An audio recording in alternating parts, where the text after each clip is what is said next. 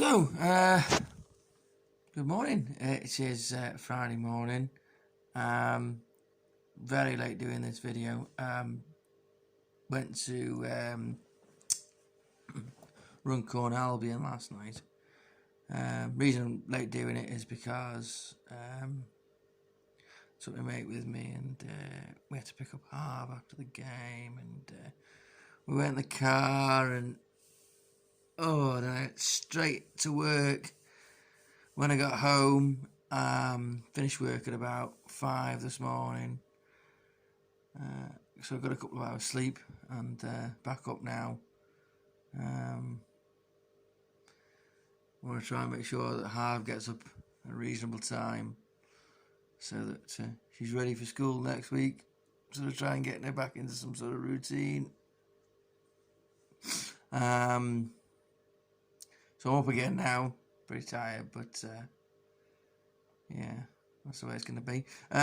So yeah, Runcorn last night, Runcorn Albion.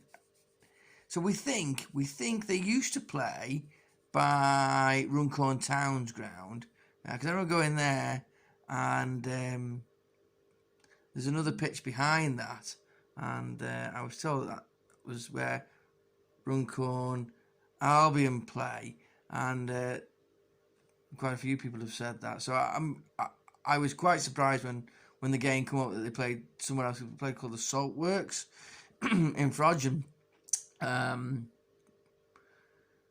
and so that was a bit of a surprise. So I don't know whether they're just using that for pre-season or whether that's going to be that's their main pitch now. But anyway, that's where they played. So we got there, and there was another game on the other pitch. So we actually also watched Cheshire Rangers versus Ditton Athletic. Now, thank you very much to Runcorn Albion for finding the the end of that mystery, really, because as far as we were concerned, they were called Ditton Casuals, because I looked it up. Someone said, "Oh, it's Cheshire Rangers," and the guy who asked didn't really know who the other side was. I couldn't watch a game of football without knowing. It would just frustrate me. Anyway, and then we found out, they were called Ditton, the other side. Cheshire Rangers don't seem to update their Twitter, so that was no good. But we did find out in the end. Someone did say it was Ditton, but they never said their second name. I couldn't find it for love nor money anywhere. Check the internet and all that, so couldn't find them anywhere. But we could only find Ditton Casuals, who did seem to play in Northwich at some stage, but I don't know if they still going or whatever. There was very little information on them.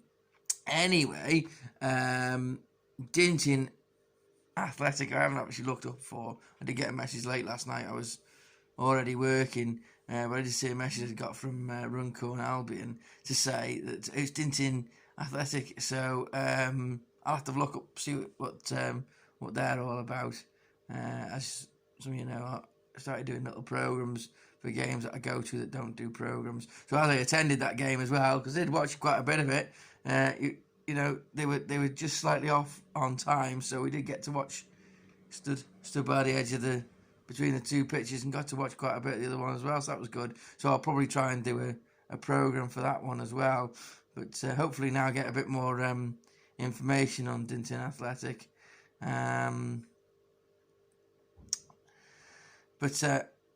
Yeah, great. Thanks to Runcorn Albion for giving me that piece of information. But yeah, nice little area. There seemed to be, I think it was four pitches, which seemed to be used quite regular. All had posts on them. Runcorn Albion played on the far pitch away from the playing ground, which is as you come in, there's quite a large car park, and it's just off just behind the main high street, just the park and all that. So yeah, it's a good little location. The pitch seemed quite good as well. I was quite impressed. Quite a nice pitch for it to be where it was with the playground and all that. It was well kept, to be fair. So I don't know whether that's going to be their main pitch now or not. And what happened with that one, behind Runcorn Town's ground. I'm not too sure, but there you go. But yeah, it was quite a good game. Runcorn Albion did really well, really strong. Went behind early on, but come back into it really well and with a better side. And on the other pitch, from what we could tell, Cheshire Rangers were by far the better side in that game as well. There was some odd goal which we missed the start of. Something really strange must have happened, but we missed the start of it. It was the shouts that sort of made us turn round. So when we turned round,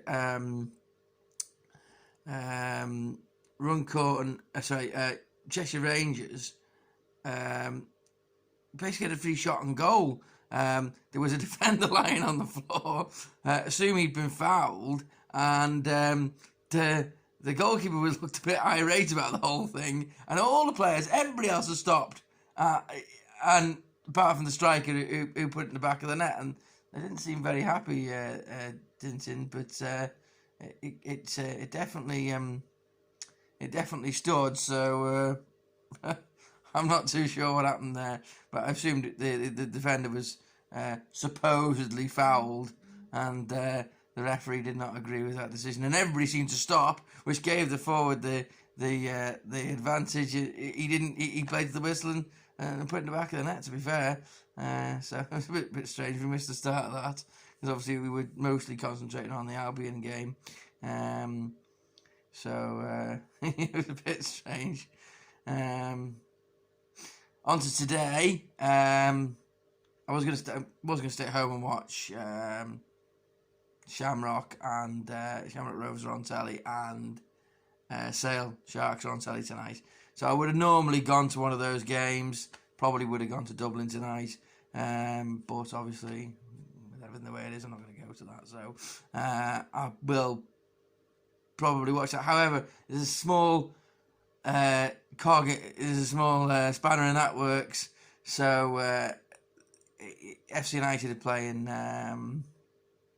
Longbridge on Tuesday. I wanted to go to that game, but it's now all ticket because of these really small allocations, which, as far as I can understand it, the new allocations for these, the opening of more grounds at a higher level is, now correct me if I'm wrong, because it is quite hard to understand. So whatever division you're in, the smallest capacity in that division is where you can have 15% of that ground.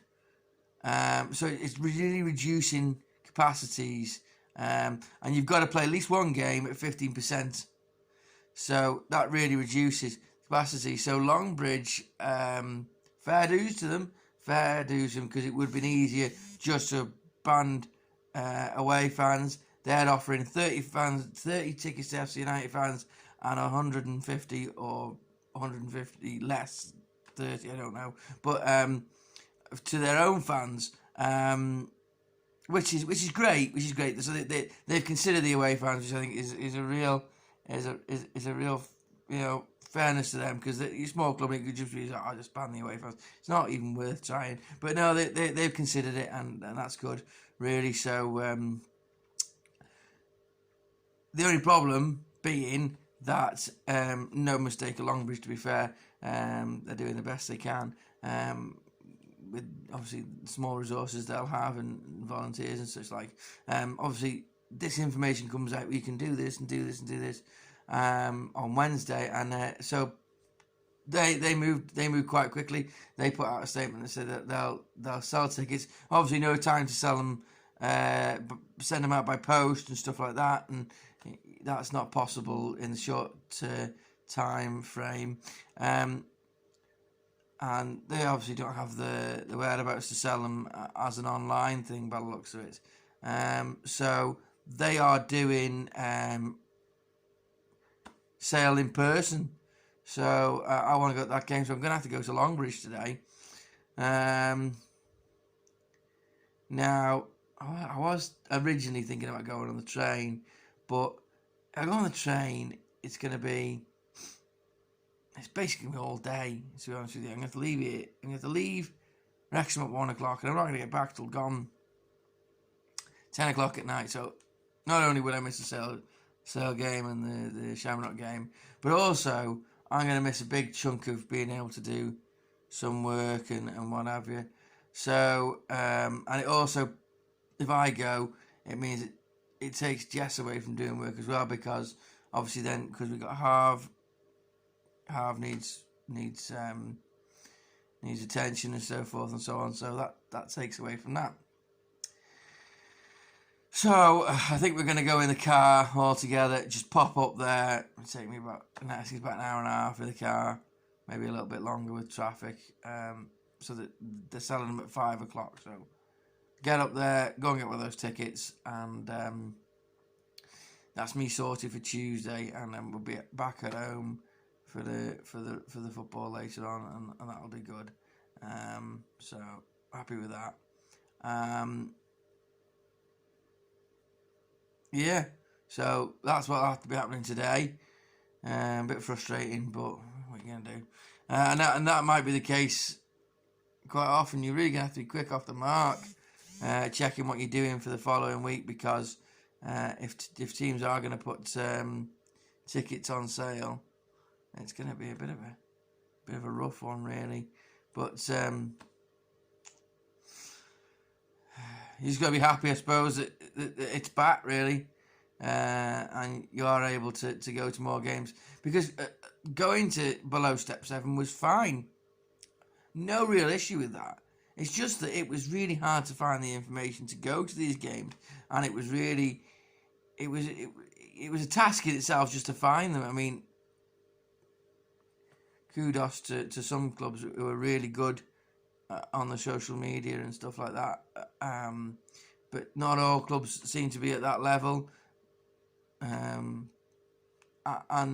struggle to sort of advertise their games, and obviously then you're missing out. Like Monday, I couldn't find a game, and there was games that went ahead, and it's so frustrating because I'd have gone. So there you go. Right, well, that'll be it then, so I'm going to crack on now. So you all have a good day.